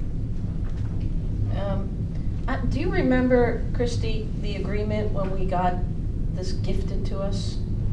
Did it state that we had to maintain the facility for community too? No. Okay, so it just said we had to maintain it. It was just deeded to us. So we have full control. Yeah. That's what I'm making It's sure. our property. Before we do anything, I'll make sure, because It is it's our been property. rumored that And they if did. the city wants it or the county wants it. Yeah, okay. Yeah, and that's actually what I was thinking, you know, I really believe that the school has no business providing amenities to the community. If it was, if the city would take it, and, you know, great. Yeah. But that's the problem, is that we're a school and we're providing an amenity to a city, and that's just where I have a problem with this. No, I understand both sides, and I really believe that I too am with mixed use. I agree that it is taxpayers' money. Our taxpayers, not only do they vote, but they actually gave us our half-penny sales tax, which is incredible. So we were very excited about that, but these are reasons why we do it, and I would like to see mixed use come out of this. Is it possible? I think so. You know, and then we could market the part that we needed to for the community. But for 100,000 people, we have 2 pools. 100,000 people, 2 pools. Yeah, we have a need. We have a need. It's not our issue to solve, but at least we can help. You know, and that's what I think the site does. We also have, along with it, the whole club concept. No other school district, I believe, in Florida has a recreational swim club program. None. But it was a gift. A gift that we have to figure out, and we've been trying to figure. It really actually made money way back when, but you know, because of a lot of other issues, and we have been dealing with this for so long. You know, it would be nice just to say, yes, I can agree to this student use only, but I can't at this point. So you won't get my consensus on that. But I could look for mixed use if that's feasible and how that would be designed. That's where my head is. So where do we go from here? Chris, you? So I'm definitively hearing that you've got 2 people that are ready to move with it just being, and 2 people that are saying I need additional conversation. And Ms. Hunt, I don't want to, what I heard is you feel like you need one more conversation before you're ready to determine. So I think. Yeah, if I may real quick, I mean, I think we need another conversation. I appreciate Dr. Courtney being here today. This was a great initial conversation. As a board, I think the 5 of us need to come together, because what I'm kind of hearing is again, there a place where we can come in the middle where that community use is really around the pool, right? And so when we think about the gym facility, there are, I think, a lot of options out there for our community when it comes to tennis courts, pickleball courts. And so I would love to just move into kind of almost an ideation conversation of what could this look like? Is it the full Belterra Swim and Racket Club? Is it just we're going to share the pool? So yes, I always try to want to make as many people happy as possible while still focusing on our mission and vision. So yes, I would ask for a conversation with the 5 board members to discuss. And I would add that, you know, by keeping it open, we are still making it available to the community. That's the whole point here. It's just, what does it look like? Are we a membership club, or are we just a use facility rental, right? And that's really what it comes down to. After we take away the other part, it's how does that public access look, right? And one is where it offsets a lot of the costs and liabilities to shifts that to the public, but still gives them assets or access. And then to the other side of this is we continue on and try and run a business within the school. I know that it is an asset to the community, but it's still to us, unless we have somebody who is willing to take on this role of actually running this as a profitable business. And we've tried that. We've tried to get people to, other people to take it over from us, to say, hey, hey, why, hey, this, or, can you take it over and run it? Like, that would be great, but just nobody wants to do it. And, well, we just don't, if they're not here today, I mean, Well, I will say, just as a reminder, years ago, we did do an RFP to try and have an outside entity come in. And Mr. Courtney's group did create, although it was after the fact and after the RFP had already closed, their 501c3. I will share with you that the Y, we were the closest that we ever were was with an agreement with the Y. But the YMCA, unfortunately, and yes, they do have dollars, but for about 5 years, we were going to be having to give them approximately $100,000 every year for them to run it. Just to let you know, they were recognizing it as not something that they turnkey where they could immediately come in and make a profit because of all the different things they were going to have to do. Right. So we looked at it as that's not how we spend our dollars. Yeah, that's what I'm referring to too, is that, I mean, yes, there may be people willing to do the day-to-day operations, but are they gonna bring the money to fund what's needed to make it successful? That's what I haven't seen. Because I don't think the school should be funding that. If we were, the whole reason to do that would be to offload that responsibility and that expense, not to participate in it. So board, because you cannot make a decision today, if you would like to place this on the information meeting so that you can continue this conversation, if there is additional information you would like to hear, and I'm just going to throw out there of a thought of, Mr. Furter, you had mentioned, oh, you could rent the facilities out. We do have life saving courses that have been offered in kids that are lifeguards, et cetera, et cetera. You still can, if you want to rent the facility out or rent the pool out, you would still have your as needed, lifeguards to be there for those events. Summertime, if you wanted to offer a 3-month seasonal membership for your people for 3 months, you could still do that. And again, you would have your lifeguards. Doing a summer program? And a very brief time period. I'm just throwing out from everything I heard of how to keep it student-focused, family-focused, that kind of a concept. Those kind of ideas could be, considered by you if you're wanting to do that. And then we could have it on the board meeting as an agenda item for a vote. Just because it's on the meeting for a vote, it can always be pulled from the meeting for a later time to be voted upon if at that 1 o'clock hour you're not ready for a vote, if you still need more time.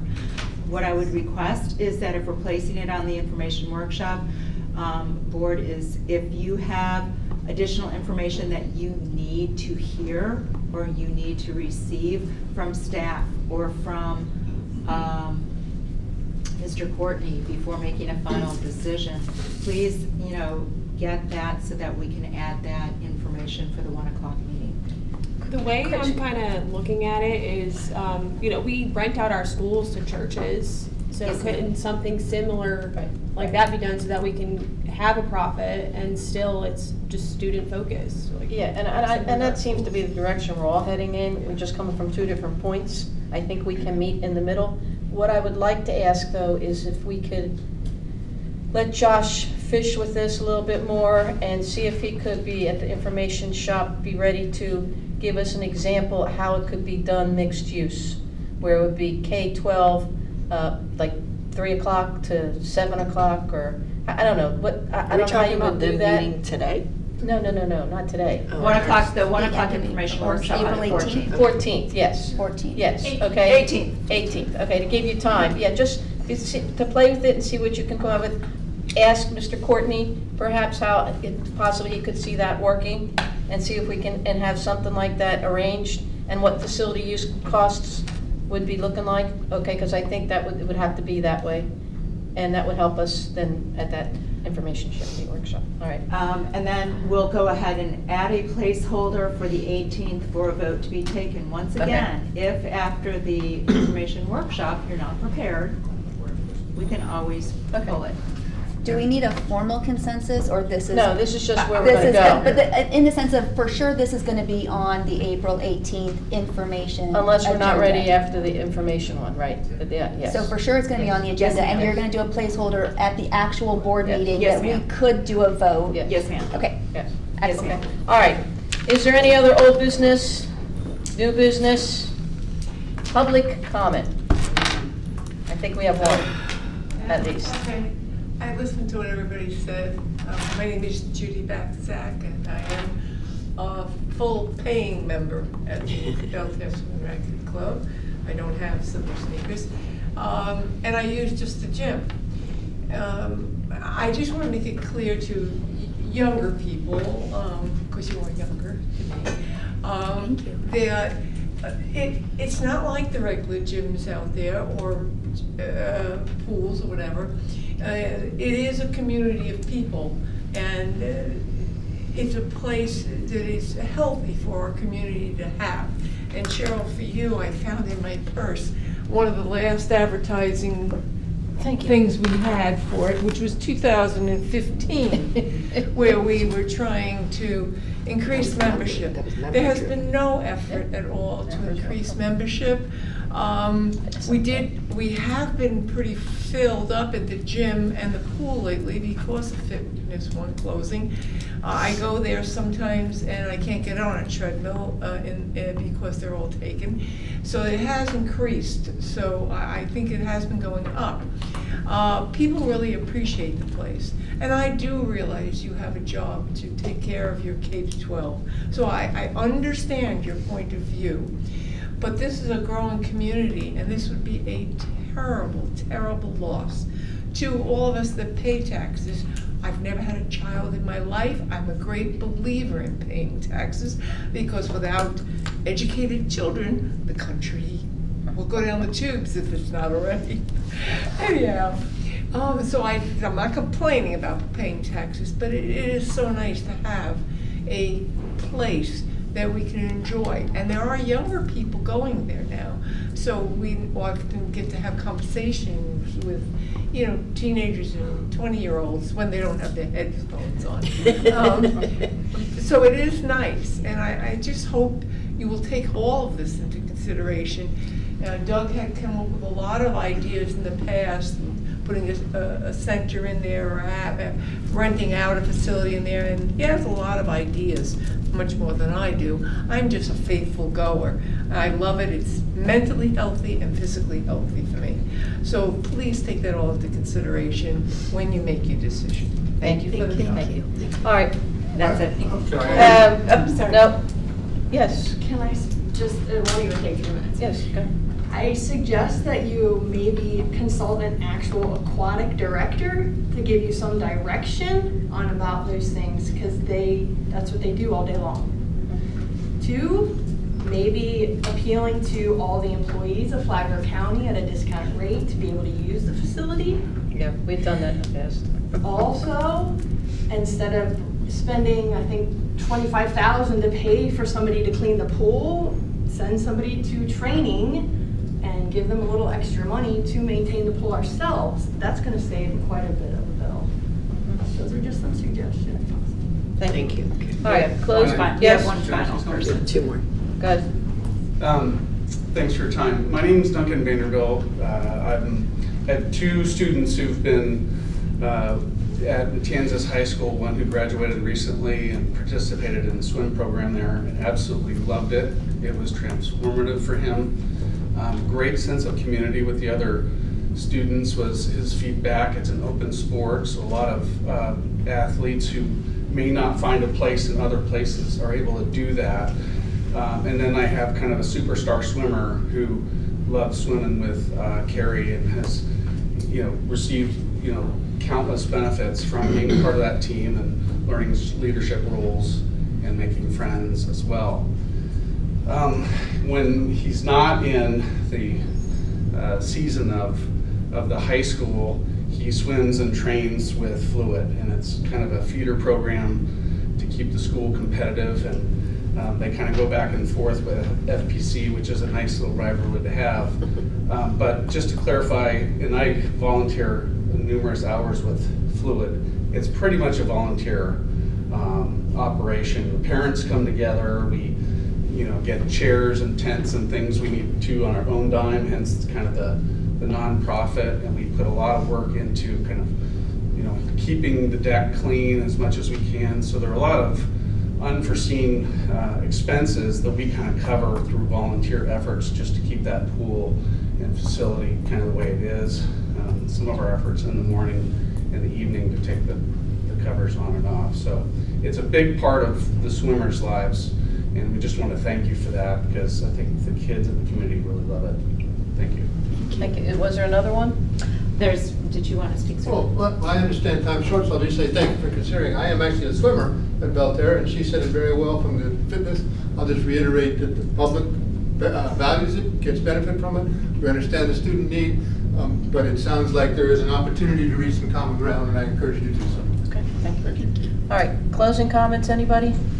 Just real quick, I just want to thank everybody that came today to contribute. It does help us, ultimately what we're here to do is to come to a consensus and make the best decision we can for the students of Flagler Schools and the community. So, but I just appreciate everybody's effort today. Anybody else? Closing comments? We good? All right, then I'm going to adjourn this meeting. Thank everybody.